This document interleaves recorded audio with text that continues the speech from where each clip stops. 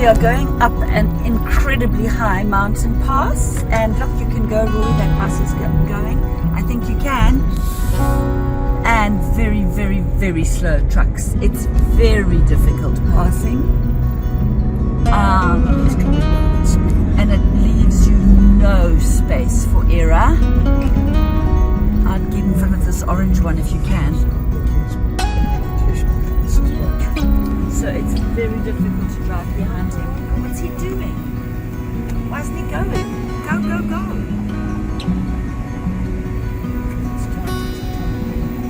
Watch your bend, Rory, watch your bend. Yes, because that's why he's being a bit nervy. Let's try and get past this guy.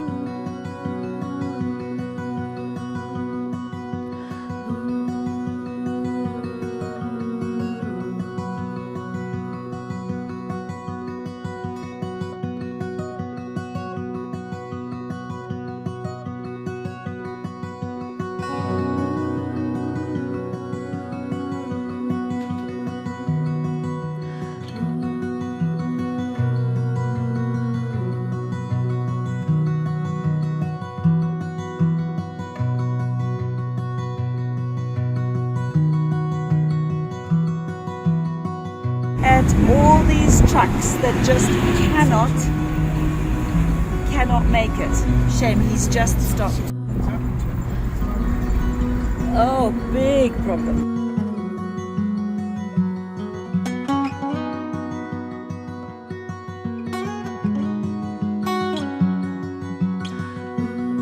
This is a lovely little spot where we wild camped last night on our way into Ruaha.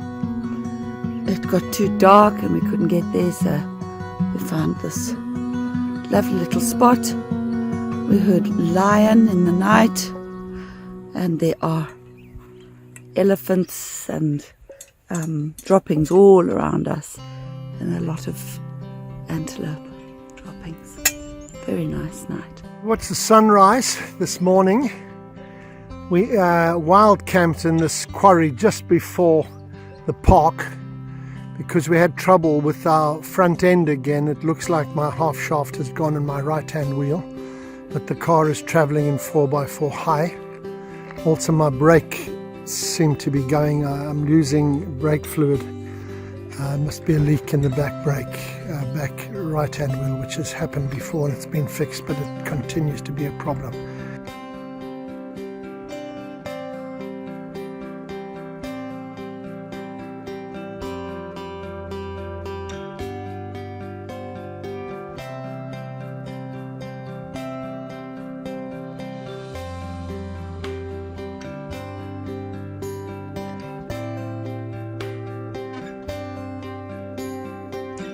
We're in Ruaha, in the very south of Tanzania. And if you can see the baboons just sauntering across the river. But it feels very familiar sort of scenery for us. It's much more like Zimbabwean and the dry riverbeds. It's really nice. They've got an interpretive panel. Here you're allowed to get out and look at certain viewpoints, which is lovely. And Rory is fixing their interpretive panel as we speak. So this park, the Ruaha, is based on the Great Ruaha River and is part of the eastern side of the African Rift Valley, which extends from the Gulf of Aden all the way down to Lake Nyasa and the Zambezi. And it's a beautiful, beautiful park that we're in. This is where we're camping in Ruaha. It's really pretty here, under that lovely tree, right on the edge of the Ruaha River. We've got giraffe coming in. There's the riverbed of the Ruaha River. That's Impala down there. There's some lovely mountains. There's our kit with the canopy on now. You can hear fish eagle back in the background. And we've got giraffe on the hill over there, lovely acacia tree here. And we've told that this has got the second highest population of lion in Africa, would be in the world. The first being Salou, which is not far from here. And for lunch we're having cold meats and salads and a shandy.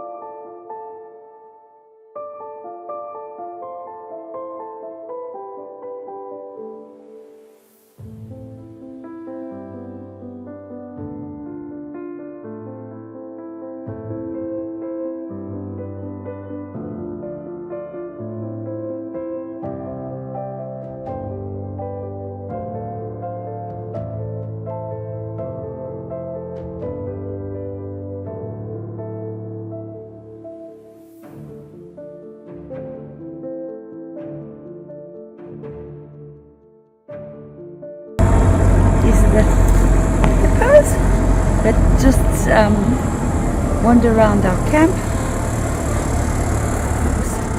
Just seeing them disappearing into the bush. Watching a couple ellies in the shade just after lunchtime.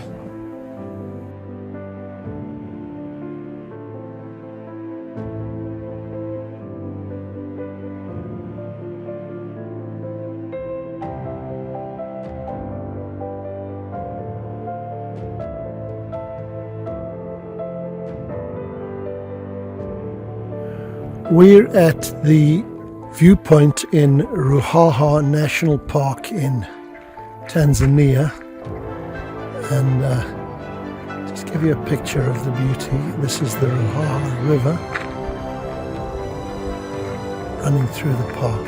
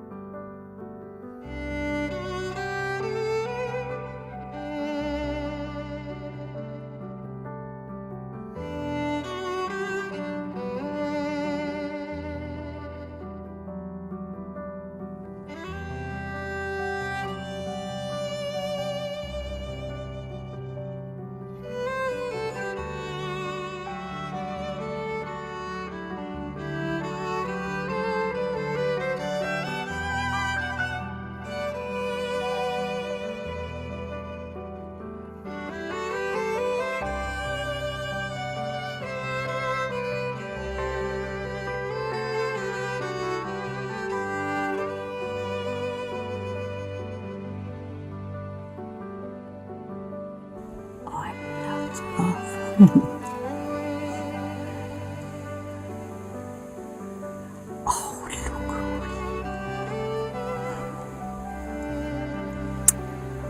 That's so beautiful. The bird is sitting on his lap.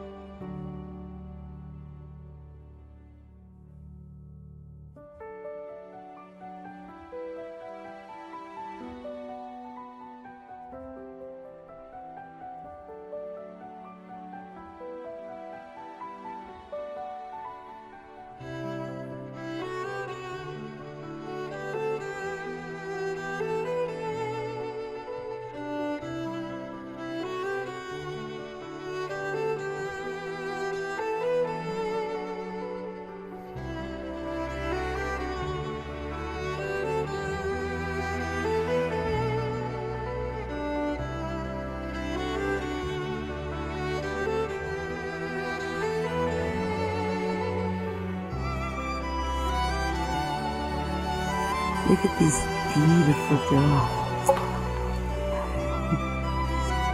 They're drinking and they're playing. Maybe take a look. Isn't that beautiful? Look at this guy sleeping on the sandbank. He doesn't even know we're here and he's snoring.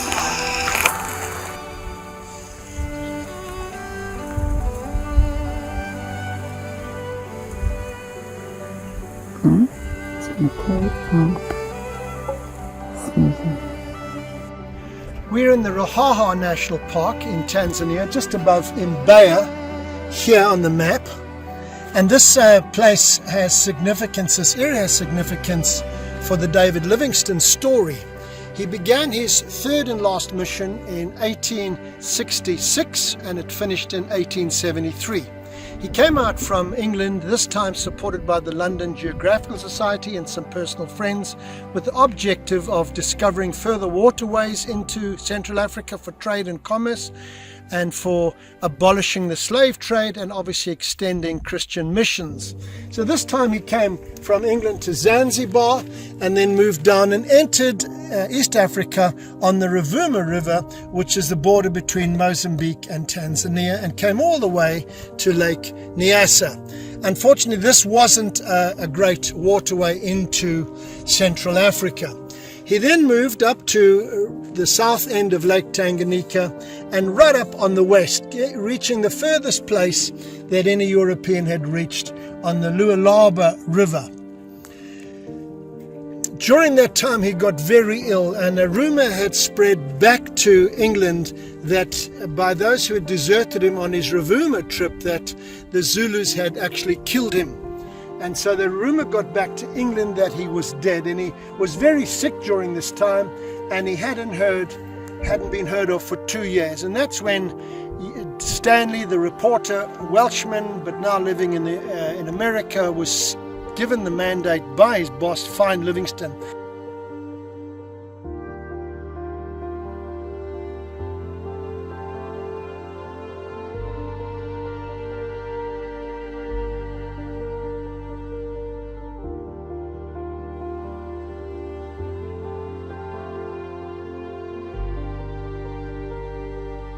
Look at this beautiful wild dog, standing right on the edge of the road for us.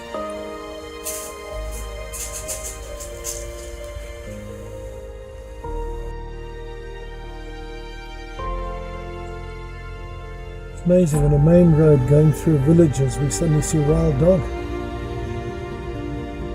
It's beautiful.